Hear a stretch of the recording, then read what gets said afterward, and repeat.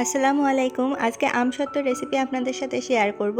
অনেকেই এই আমসত্ত্বের রেসিপিটা চেয়েছিলেন। টক ঝাল মিষ্টি এই আমসত্ত্বটা খেতে কিন্তু অনেক মজা হয়েছিল। এটার জন্য এখানে আমি নিয়ে নিয়েছি কাঁচা আম, ছোট ছোট সাইজের টুকরো করে নিয়েছি আর পরিমাণ মতো পানি দিয়ে সেদ্ধ করে নিচ্ছি। একটি ঢাকনা দিয়ে ঢেকে দিচ্ছি। 10 থেকে 15 মিনিটের মধ্যেই কিন্তু আমগুলো পুরোপুরি সেদ্ধ হয়ে গেছে। দেখতেই পাচ্ছেন আমগুলো সেদ্ধ হয়ে গেছে। আমি এখন ঠান্ডা করে নিচ্ছি। ঠান্ডা হওয়ার পরে চালনিতে আমি সেই আমগুলো দিয়ে খুব ভালোভাবে চেলে নিচ্ছি, যাতে আমের আঁশগুলো ভিতরে না যায়। খাওয়ার সময় যদি মুখে আমের আঁশ লাগে তাহলে কিন্তু খেতে ভালো লাগবে না। দেখুন চালার পরে ঠিক এরকমটাই হয়েছে। অন্যদিকে আমি চুলা ধরিয়ে এখন সেই কড়াইটা বসিয়ে দিচ্ছি এবং নেড়েচেড়ে আমসত্ত্বটা বলক এনে নিচ্ছি। বলক চলে এসেছে, এখন আমি দিয়ে দিচ্ছি এখানে চিনি আপনারা আপনাদের পরিমাণ মতো দিয়ে নেবেন, যে যেরকম টক মিষ্টি খেতে চান। আমি এখানে টক ঝাল মিষ্টি আমসত্ত্ব বানিয়েছিলাম, তাই খেতে অনেক বেশি মজা হয়েছিল। দেখতে দেখতে চিনি দানাগুলো গলে গিয়েছে। এখন অ্যাড করে দিয়েছি লবণ আর চিলি ফ্লেক্স দিয়ে দিচ্ছি। খুব ভালোভাবে মিশিয়ে নিচ্ছি।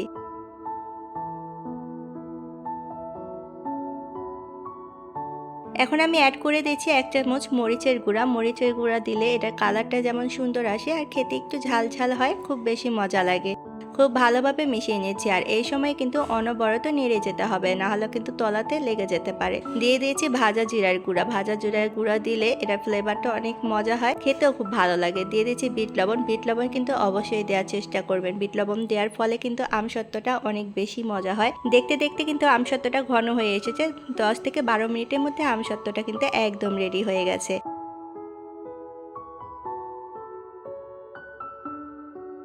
অন্যদিকে এখন যে থালে আমসত্ত্বটা সেট করব, সেটাতে আমি সরিষার তেল মেখে নিচ্ছি। যে কয়টাতে আপনারা সেট করতে চান সে কয়টা থালে আপনারা সরিষার তেল মেখে নেবেন। মাখানো হয়ে গেছে, এখন সেই আমসত্ত্বগুলো ঢেলে নিচ্ছি। আমের পিউরিগুলো ঢালার পরে একটু থালটা এদিক সেদিক করে একটু সমানভাবে ছড়িয়ে দিতে হবে, যাতে চারিদিকে সমানভাবে আমসত্ত্বগুলো ছড়িয়ে যায়। সবগুলো কিন্তু আমার ঢালা হয়ে গেছে। এখন আমার সময় লাগবে একদিনের মধ্যেই কিন্তু এই আমসত্ত্বগুলো রেডি হয়ে যাবে। ফ্যানের নিচে রেখে দিলেই হয়ে যাবে। সারা রাত ফ্যানের নিচে থাকলে আমসত্ত্বটা জমে যাবে।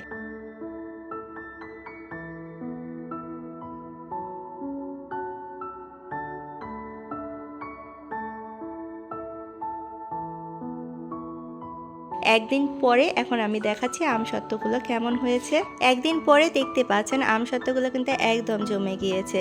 সারা রাত ফ্যানের নিচে ছিল আর আমসত্ত্বগুলো পুরোপুরি জমে গিয়েছে। এখন আমি একটি ছুরি দিয়ে কেটে দেখাচ্ছি। আপনারা আপনাদের পছন্দ মতো যে কোনো শেপে টুকরো করে নেবেন। আমি ছুরি দিয়ে ছোট ছোট সাইজের টুকরো করে নিয়েছি। এখন দেখুন ঠিক কিরকমটা হয়েছে আর খেতে কিন্তু অনেক মজা হয়েছিল।